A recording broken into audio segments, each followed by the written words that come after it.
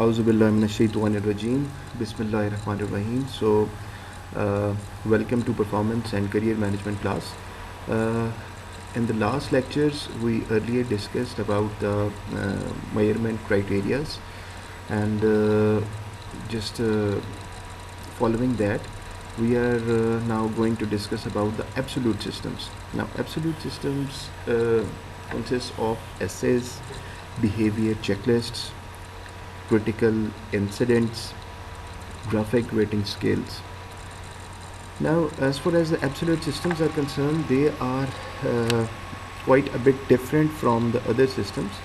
As you can see that if we talk about essays, if we talk about behavior checklists, critical incidents, graphic rating scales, so they are more related to the behaviors or the criteria to measure the absolute systems is more inclined towards qualitative systems or qualitative study. So let's discuss now about its advantages and disadvantages, because as far as the advantages are concerned, they can be used in large and small organizations. Also, the evaluations are more widely accepted by the employees, because in absolute systems this is basically a detailed system. यहाँ पे जो है वो बहुत detail से हर चीज़ जो है वो बता रहे होते हैं.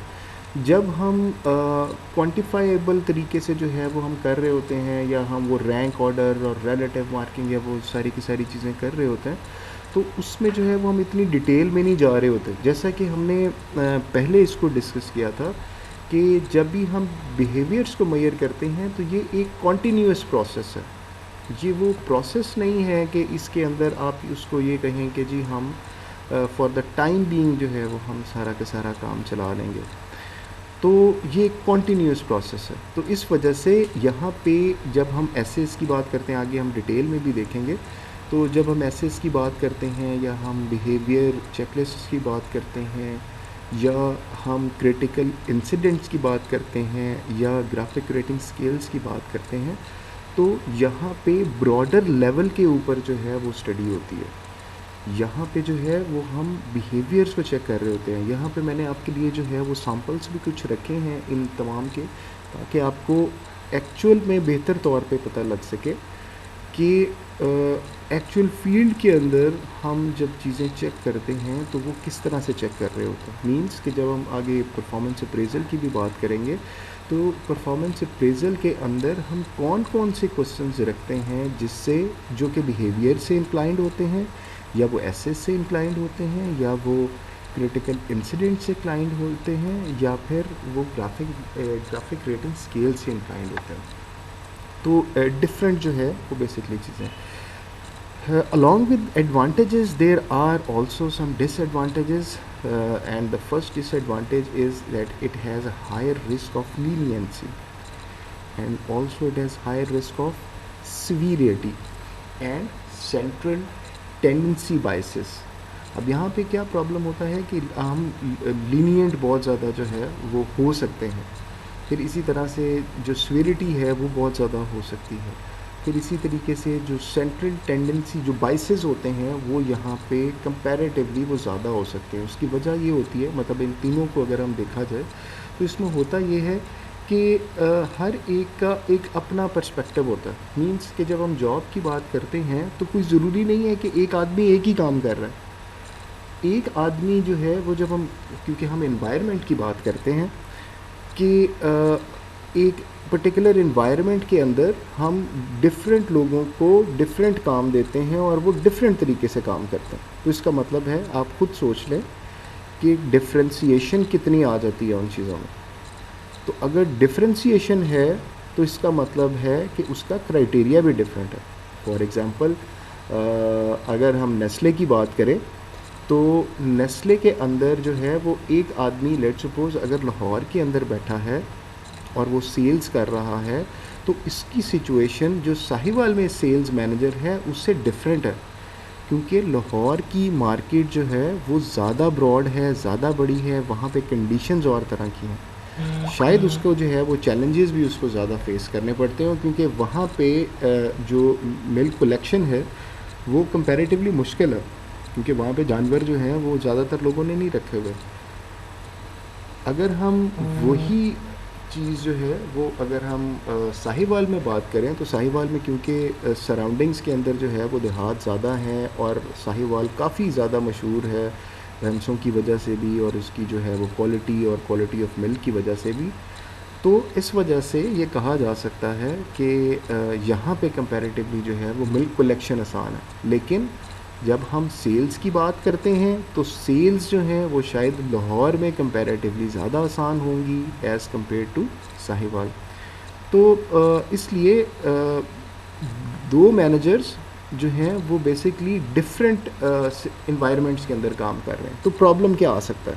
ایبسولوٹ سسٹمز کے اندر پرابلم یہ آ سکتا ہے کہ کیونکہ انوائرمنٹ ڈفرینٹ ہے، تو یہ ہو سکتا ہے کہ جو ان کے اوپر جو ریجنل مینیجر ہو یا ان کا کنٹری ہیڈ ہو یا جو بھی ان کی پرفارمنس کو میئر کر رہا ہے وہ بائسڈ ہو جائے. اس کی نظر میں یہ ہو سکتا ہے کہ اور یہ ایکچوئل میں ہوتا بھی ہے کہ ایک آدمی جو ہے وہ نظروں کے سامنے ہوتا ہے، دوسرا نظروں کے سامنے نہیں ہوتا. تو جو نظروں کے سامنے ہوتا ہے اور وہ اس کو دیکھ رہا ہوتا ہے کہ اچھا یار یہ کام کر رہا ہے، تو وہ وہاں سے جو ہے وہ بائسڈ ہو سکتا ہے. اگلا ڈس ایڈوانٹیج یہ ہے کہ that is generally this is more time consuming than comparative systems. یہ ہم نے پہلے بھی بات کی تھی، we have already discussed that it is a continuous process, it is not a one time job. So because it is a continuous process, it means that it is more time consuming, and it also means that it is more expensive, because it is time consuming and we need continuous human resource that are continuously measuring the behavior. So that's why it is more expensive also. So these are basically the disadvantages of absolute systems. Now let's discuss about the behavior checklist advantages and disadvantages.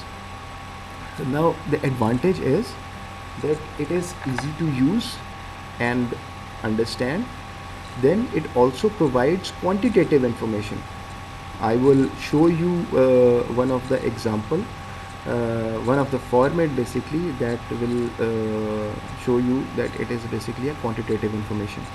Then it is widespread use and more objective than the other systems. It is highly related to the objectives that we have set already.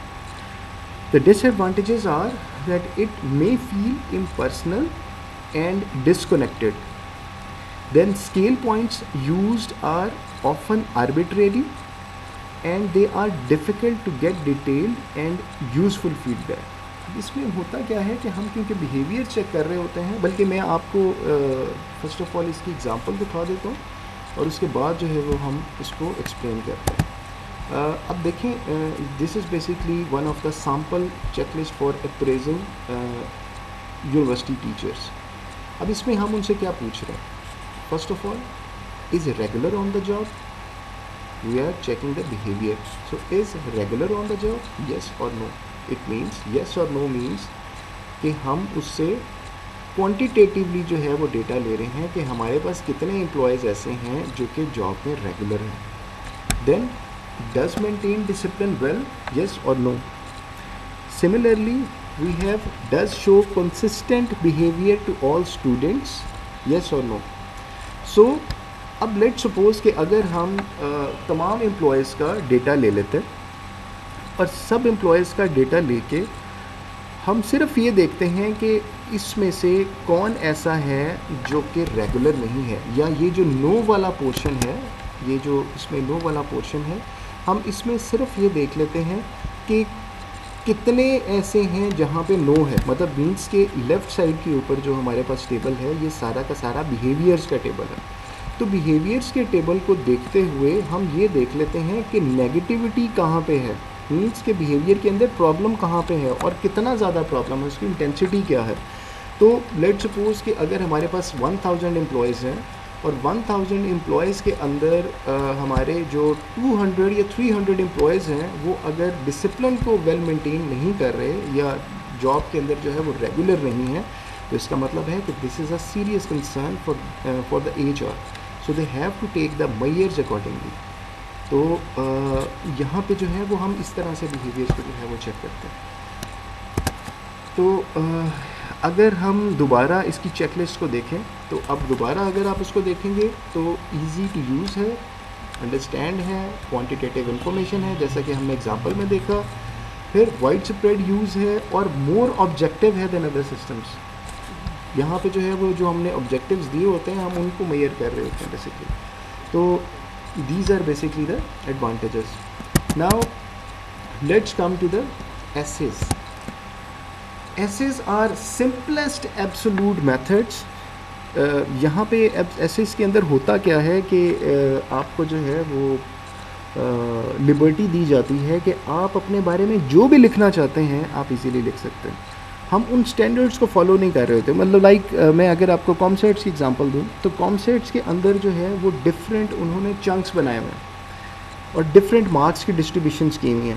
کیسے کی ہوئی ہیں؟ اس میں first of آل جو column ہے وہ ہمارا جو ہے وہ کورسز سے ریلیٹڈ ہے کہ ہم نے کتنے کورسز کو جو ہے وہ ٹیچ کیا ہے. اسی طرح سے جب سیکنڈ نمبر پہ ہم دیکھتے ہیں تو ہم اس میں ریسرچ کا پوچھ رہے ہوتے ہیں کہ اس انڈیویجول نے یا اس فیکلٹی ممبر نے اس نے ریسرچ کتنی کی. پھر اس سے پروجیکٹ کا پوچھ رہے ہوتے ہیں کہ اس نے پروجیکٹ کتنے کیے, پھر ایڈیشنل ڈیوٹیز کتنی کی, پھر اس کا بیہیویئر کیسا تھا. تو یہ پورا کا پورا جو ہے یہ چنک ہوتا ہے اور اس چنک کے تھرو جو ہے وہ ہم بیسکلی دیکھ رہے ہوتے ہیں. تو لہٰذا ہوتا یہ ہے کہ جب ہم ایسیز کی بات کرتے ہیں تو ایسیز میں ہم اس فارمیٹ کو فالو نہیں کر رہے ہوتے. ہم نے جو کیا ہوتا ہے ہم اس کے مطابق اس کو ایکسپلین کر رہے ہوتے ہیں. That's why the advantages are that they are simplest absolute methods